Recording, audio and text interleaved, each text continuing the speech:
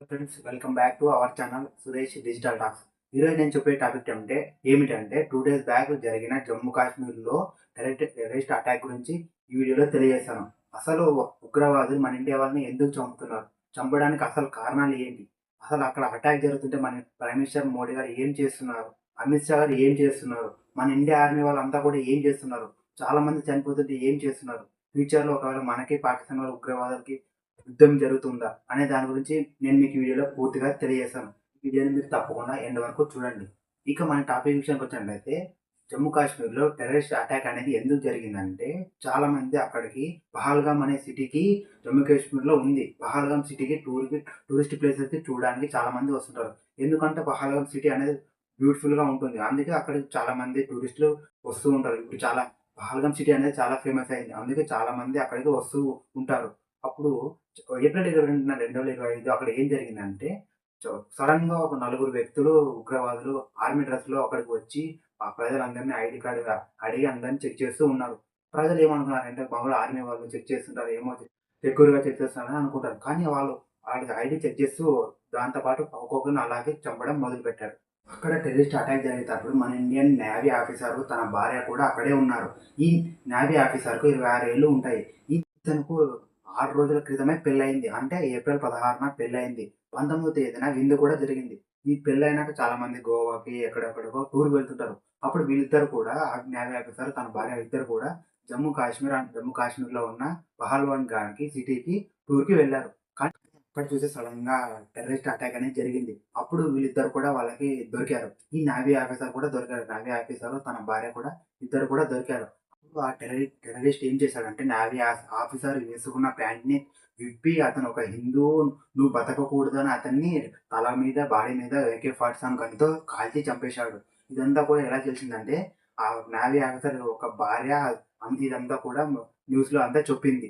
దాంతో పాటు ఇంకొకటుంది. అదేంటంటే, ఈ టెర్రరిస్ట్ అటాక్‌లో మన ఇండియా టూరిస్ట్ వచ్చినప్పుడు అతన్ని కూడా చంపేశారు.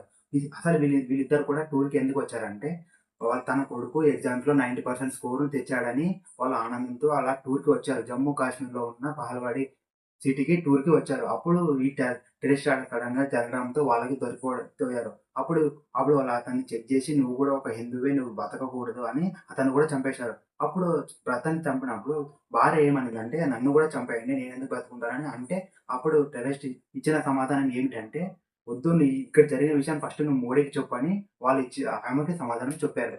కానీ కొంతమంది టూరిస్టులంతా కూడా జమ్మూ కాశ్మీర్‌లో ఉన్న ప్రజల సహాయంతో కొంతమంది బయటపడ్డారు. కానీ కొంతమందయితే వాళ్ళకి దొరికి చనిపోయారు. అది ఎలా అంటే, ఎందుకంటే అక్కడ వెళ్ళడానికి బైక్సు, కార్సు అవన్నీ కూడా ఏమి ఉండవు. మీరు ఒకవేళ అక్కడికి తప్పించుకొని వెళ్ళాలంటే నడిచి వెళ్ళాలి, లేదా గుర్రాల మీద వెళ్ళాలి.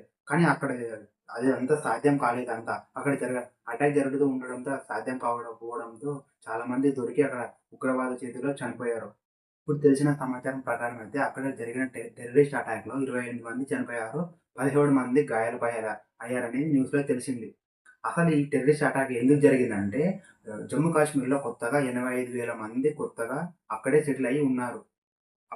ఇలా ఉంటే అసలు ఈ జమ్మూ కాశ్మీర్ వాళ్ళకి ఎందుకు ప్రాబ్లమ్ అంటే, ఈ ఉగ్రవాదులకు ఎందుకు ప్రాబ్లమ్ అంటే, అక్కడ జమ్మూ కాశ్మీర్‌లో ఎక్కువగా ముస్లిమ్సే ఉండాలి, హిందూస్ అనేది అసలు ఉండకూడదు, ముస్లిమ్స్ వాళ్ళదే నడచాలని వాళ్ళంతా కూడా ఇలా అటాక్ చేయడం అనేది జరిగింది. అసలు ఈ ప్రజలంతా కూడా జమ్మూ కాశ్మీర్‌లో ఉన్న పహల్వాడ్ సిటీకి ఎందుకు వెళ్తారంటే, అక్కడ ఉన్న పహల్వాడ్ సిటీ నుంచి 5 కిలోమీటర్ల దూరంలో ఉన్న పైసారన్ అనే ఒక బ్యూటిఫుల్ ప్లేస్ అనేది ఉంది. అది చూడడానికి ప్రజలంతా కూడా వెళ్తారు. ఎందుకు బ్యూటిఫుల్ ప్లేస్ ఇష్టపడతారంటే, ఎగ్జాంపుల్ గోవాలో బీచ్ ఉంటుంది కదా! ఆ బీచ్ చూడడానికి చాలా మంది ఇష్టపడతారు. అలాగే ఈ బ్యూటిఫుల్ ప్లేస్ చూడడానికి జమ్మూ కాశ్మీర్‌లో అక్కడికి వెళ్లారు. కానీ అక్కడ చూస్తే సడెన్‌గా టెర్రరిస్ట్ అటాక్ అనేది జరిగింది. కానీ అక్కడ జరిగిన ఆ టెర్రరిస్ట్ అటాక్‌లో ఈ ఉగ్రవాదులు మగవారిని మాత్రమే చంపారు. ఆడవాళ్ళని, పిల్లల్ని వీళ్ళందరిని కూడా ఎవరిని చంపలేదు. ఆ ఉగ్రవాదులంతా కూడా ఒక ప్లాన్ ప్రకారమే అంతా మగవాళ్ళని కూడా చంపారు. కానీ ఈ ఉగ్రవాదులు జమ్మూ కాశ్మీర్‌లో దాడి ఎందుకు చేశారంటే, అంతా కూడా కులం కోసం చేస్తున్నారు. అసలు ముస్లిం వాళ్ళే ఉండాలి, హిందూస్ ఎవరు ఉండకూడదని చేస్తున్నారు. అసలు హిందూస్ వాళ్ళు ప్రజలు కాదా? ముస్లిం వాళ్ళు ప్రజలు కాదా? వీళ్ళైనా ప్రజలే, ముస్లిం అయినా ప్రజలే, హిందూస్ అయినా ప్రజలే కదా! అందరూ కూడా ప్రజలే కదా! అందరూ కూడా బ్రతకడానికే ఉండేది. అసలు ఎందుకు మా కులం గొప్ప, మీ కులం గొప్ప అసలు ఎందుకు అంటారో నాకైతే అస్సలు అర్థమే కాదు. అందరూ కూడా ప్రజలే. అందరూ కూడా బతకాలి. అసలు ఈ టెర్రరిస్ట్ అటాక్‌లు ఇవన్నీ ఎందుకు చేస్తారు? ఇప్పుడు మీరు టెర్రరిస్ట్ అటాక్ చేస్తారు. తర్వాత మన ఇండియా వాళ్ళు కూడా వీళ్ళని అటాక్ చేస్తారు. ఇలా చేసి ఏమి లాభం రాదండి. మీ వాళ్ళు చనిపోతారు. మీ వాళ్ళు అటాక్ చేసినప్పుడు మా వాళ్ళు చనిపోతారు. ఇలా చేయడం వల్ల ప్రాణాలు కోల్పోతాం కానీ ఎవరికైతే లాభం అయితే ఉండదు. ఇప్పుడైతే మా ఇండియా వాళ్ళని మీరైతే చంపారు. చాలా మందిని కూడా చంపారు. మీకేమైనా లాభం వచ్చిందా? మీకేమైనా డబ్బులు కోట్లు వచ్చాయా? ఏమీ రాదండి. మీ కులం గొప్పగానే ఏమైనా అవార్డు కూడా వచ్చిందా? అసలు ఏమీ రాదు. మీరైనా ప్రజలే, మేమైనా ప్రజలే. ఇప్పుడు మా మా మా ప్రజలనైతే మీరంతా చంపారు. కాబట్టి మా వాళ్ళు ఊరికే ఉంటారా? ఏదో ఒక రోజు మీ వాళ్ళని కూడా చంపేస్తారు. అప్పుడు మీకు కూడా నష్టమే. మీరు కూడా బాధపడాల్సిందే. కాబట్టి మీరు మీ హద్దుల్లో మీరు ఉంటే మేము హద్దుల్లో మేముంటాము. దాంతో పాటు ఈ మతం గురించి మన వెస్ట్ బెంగాల్‌లో కూడా జరిగింది. మా ముస్లిం వాళ్ళే గొప్ప. అసలు హిందూస్ ఎవరు ఉండకూడదు. హిందూస్ అందరూ ఎక్కడైనా వెళ్ళిపోవాలి. ఈ వెస్ట్ బెంగాల్‌లో అసలు ఉండకూడదని బయటికే వెళ్ళిపోమన్నారు. అసలు ఈ కులాల గొడవ నాకైతే అసలు అర్థం కావట్లేదు. హిందూసే గొప్ప, ముస్లిమ్స్ గొప్ప.